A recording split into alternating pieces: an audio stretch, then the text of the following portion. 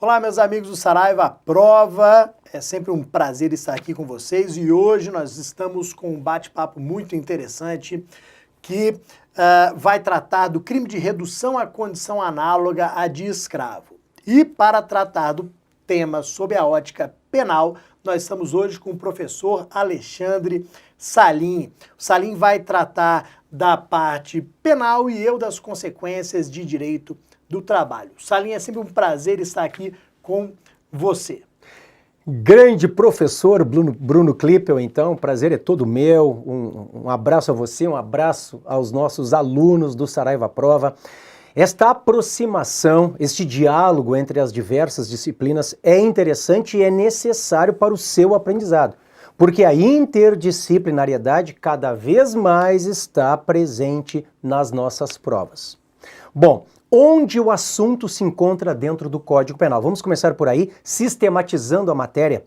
Nós temos que lembrar que a parte especial do Código Penal é formada por títulos e capítulos. O título é o gênero. Por exemplo, título primeiro, que inaugura a parte especial dos crimes contra a pessoa. Dentro do título há vários capítulos, que são as espécies. Contra a vida, lesão corporal, contra a honra, contra a liberdade.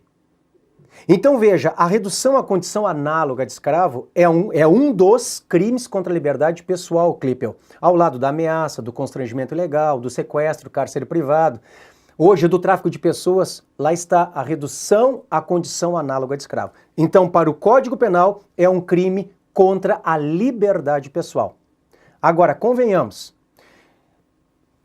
quando alguém trata um ser humano como se escravo fosse, não se atenta somente contra a liberdade, né? Nós temos outros vários bens jurídicos que são ofendidos também, né? A começar pela própria dignidade humana, né? O que acontece? No momento em que você tem liberdade pessoal, dignidade humana, direitos humanos, você tem outros bens jurídicos, também de relevância constitucional, que são ofendidos. Dentre eles, e aí eu largo a bola para você de novo, a questão da organização do trabalho. Porque certamente ofende-se a liberdade, sim. A dignidade humana, sim. Os direitos humanos, sim. Agora também organização do trabalho, direitos trabalhistas e previdenciários. Salim, o importante a gente destacar aqui é que, infelizmente, esse crime ainda ele se encontra no nosso território. Milhares de trabalhadores são resgatados do trabalho escravo. Alguém poderia pensar, pô, mas ainda existe essa situação no Brasil. Se nós pegarmos alguns dados dos últimos anos, nós vamos perceber que mais de 60 mil pessoas foram resgatadas nessa situação de escravidão, a escravidão moderna. E se a gente lê lá o artigo 149 do seu Código Penal, a gente vai perceber que são várias as formas de caracterização. E aí, puxando para o direito do trabalho, a gente percebe, por exemplo, que uma jornada exaustiva pode caracterizar este crime, aquela situação em que o empregado labora em jornada extraordinária, não tem intervalos, trabalha de domingo a domingo. Nós temos também a chamada condição degradante de trabalho, em que você não tem alojamento adequado, você não tem água potável para aquele empregado, você tem a servidão por dívida, que aqui no direito do trabalho nós chamamos de truck system, que é aquele sistema em que o empregado ele vai se endividando cada vez mais. Então, infelizmente, a gente tem várias situações ligadas a direito do trabalho que geram esta redução à condição análoga de escravo. E aí eu volto a bola para você tratar também da competência para esse tipo de crime. Porque apesar de atingir o trabalhador, apesar de estar relacionado a direitos trabalhistas, a gente tem uma questão interessante aí sobre a competência, né? Perfeito, meu amigo. E vejam então, isso que o professor Klippel traz é muito importante para fins de configuração da tipicidade do crime de redução à condição análoga de escravo. Porque veja, não é um crime de forma livre. O homicídio é um crime de forma livre, Klippel. Eu posso praticar homicídio a partir de qualquer meio de execução. Então, o A pode matar o B a tiros, a facadas, a socos, com instrumento contundente, perfurante, pérfuro cortante. Agora, o crime de redução à condição análoga de escravo é um crime de forma vinculada. Porque se nós observarmos, e eu pego aqui textualmente o artigo 149 do Código Penal, ele diz assim: reduzir alguém à condição análoga de escravo. E aí vem as 4 formas de se praticar o crime no caput. 1. Quer submetendo a trabalhos forçados. A primeira forma. Ou a jornada exaustiva. Segunda forma.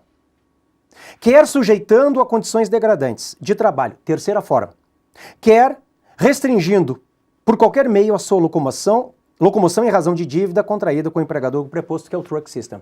Então veja, eu tenho 4 formas no caput de praticar o crime de redução à condição análoga de escravo. Além disso, professor Klippel, o parágrafo traz outras formas equiparadas. Então olha comigo agora o parágrafo primeiro. Nas mesmas penas incorre quem? 1. Cerceia o uso de qualquer meio de transporte por parte do trabalhador com o fim de reter no local de trabalho. E depois, inciso 2º, mantém vigilância ostensiva no local de trabalho ou se apodera de documentos, objetos pessoais do trabalhador com o fim de reter no local de trabalho. Tudo isso trazendo uma ideia realmente de um atentado contra a liberdade de locomoção daquele ser humano. E é interessante, Klippel, por quê? Pessoal, existe um título 4º da parte especial do Código Penal, que traz expressamente crimes contra a organização do trabalho.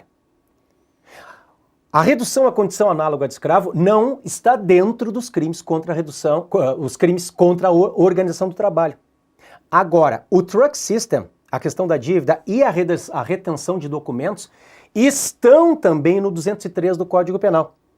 E aí nós temos um conflito aparente de normas penais, que vai ser solucionado com a questão do bem jurídico tutelado. Por quê? Porque o 149, que é o crime de redução à condição análoga de escravo, nós temos a questão do atentado à liberdade de ir e de vir daquele trabalhador. Então, se além da retenção do documento, além da dívida contraída com o empregador ou o preposto, ele está impedido de ir, de vir e de ficar em algum lugar, se for o caso, nós temos o 149. Se nós temos somente a retenção do documento, eu te digo porque muitos fazem ocorrências policiais, muitos trabalhadores, eles são despedidos ou vão embora de um determinado estabelecimento que não libera a carteira de trabalho ou outra documentação. Eles vão fazer uma ocorrência e vem para nós isto. Se não há atentado à liberdade de locomoção, nós só temos o 203 do Código Penal. E aí entra a questão da competência. Por quê? Porque o artigo 109 da Constituição diz que compete aos juízes federais processar e julgar, inciso 6º, crimes contra a organização do trabalho. E aí o STF, ele vai dizer, calma lá, o 149, tudo bem, para o Código Penal é um crime contra a liberdade, mas há outros bens jurídicos que estão sendo tutelados, dignidade humana, direitos humanos, direitos previdenciários e direitos trabalhistas. Então, se também se atenta contra direitos trabalhistas e os crimes contra a organização do trabalho são de competência federal, conclusão, o 149 é julgado pela Justiça Federal, meu amigo. Perfeito. E para a gente finalizar aqui esse bate-papo, a gente tem que dizer que, infelizmente, essa situação ela pode ser verificada em relação aos venezuelanos que estão chegando ao Brasil. Por quê? Porque grande parte deles não consegue emprego ou consegue um subemprego recebendo menos que um salário mínimo, sem assinatura da carteira de trabalho, ou seja, sem os direitos básicos garantidos. E essa situação, infelizmente, vai caracterizar o crime de redução à condição análoga de escravo em virtude da situação degradante.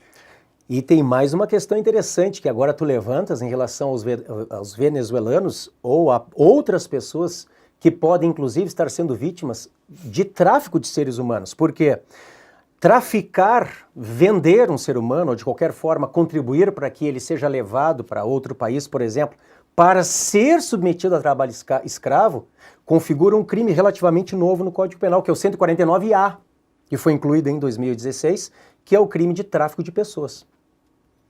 Competência sempre federal, meu amigo. Meus amigos do Saraiva Prova, finalizamos aqui. Agradeço imensamente ao nosso grande amigo Alexandre Salim, Até o próximo bate-papo. Um abraço. Valeu, pessoal. Um abraço a todos. Tchau, tchau.